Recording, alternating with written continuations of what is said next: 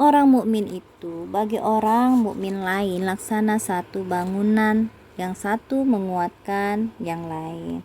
Sama kayak ya, masih kita bercermin dengan Palestina tadi ya. Saat orang-orang Palestina sedang kesusahan, kesulitan hidup, kita berusaha untuk menguatkan mereka dengan doa-doa kita, dengan donasi, dengan sumbangan yang mempunyai harta ya, dengan menginformasikan dalam media sosial yang kayak gitu ya. Jadi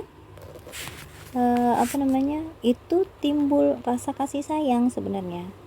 Nah, ini ada riwayat Bukhari, janganlah kalian saling membenci, janganlah saling mendengki, janganlah saling bermusuhan, dan jadilah hamba-hamba Allah yang bersaudara. Dan seorang muslim tidak dibolehkan menyingkirkan saudaranya lebih dari 3 hari. Nah, ini kita diajarkan ini, beda dengan kaum Zionis itu. Mereka diajarkan untuk membenci ya, menyakiti, bermusuhan. Siapapun orang muslim yang mengenakan pakaian kepada muslim lainnya yang telanjang, maka Allah akan mengenakan pakaian dari pelepas surga kepadanya. Maksudnya itu, kalau kita memberikan orang yang tidak memiliki pakaian ya, yang merasa kekurangan, yang enggak ada untuk perlindungan di tubuhnya, maka Allah itu akan memberikan memberikan pelepah surga kepadanya, pakaian dari pelepah surga. Dan barang siapa orang muslim memberi makan orang muslim lain yang lapar, maka Allah memberinya makan dari buah-buah surga. Dan siapa orang yang memberi minum orang muslim lain yang haus, maka Allah memberinya minum dari minuman yang harum dan tertutup. Balasannya itu langsung ke surga kalau kita berbuat baik ya. Takutlah api neraka sekalipun dengan memberikan separuh kurma. Jika engkau tidak mendapatkannya, maka cukup dengan kata-kata yang baik. Maksudnya itu, kalau kita tidak bisa memberikan kurma, maka berkatalah yang baik. Di samping itu Rasulullah ya tadi menganjurkan untuk kita bersedekah, memberi salam, berbuat baik ya, memberi pakaian kepada orang yang membutuhkan. Itu adalah ajaran-ajaran Islam yang baik ya. Selain itu Rasulullah menganjurkan agar kita itu menahan diri dari bersifat yang buruk, atau di sini ada yang disebutkan meminta-minta. Tidak boleh, karena Rasulullah itu menggambarkan kebiasaan meminta-minta itu seperti kutu atau hewan lain, lalat atau nyamuk yang menempel di wajah orang yang meminta-minta, kecuali jika sangat terpaksa.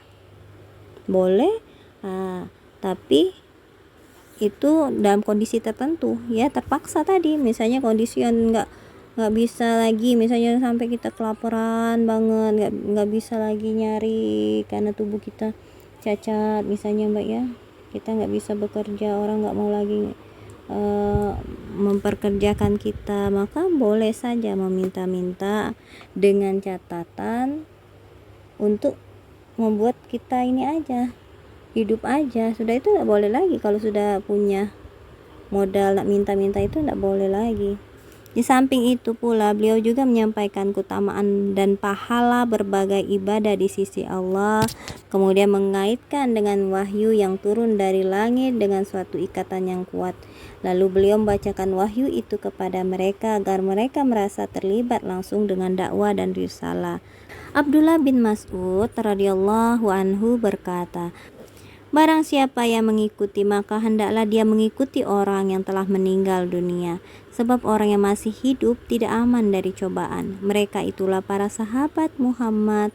Mereka adalah umat yang paling utama. Para sahabat itu ya, betul umat yang paling utama. Hatinya paling berbakti, ilmunya paling mendalam, bebannya paling sedikit, yang dipilih Allah sebagai pendamping nabinya untuk menegakkan agamanya. Maka kenalilah keutamaan mereka, ikutilah jejak mereka, pegangilah akhlak dan peri kehidupan mereka menurut kesanggupan kalian ya.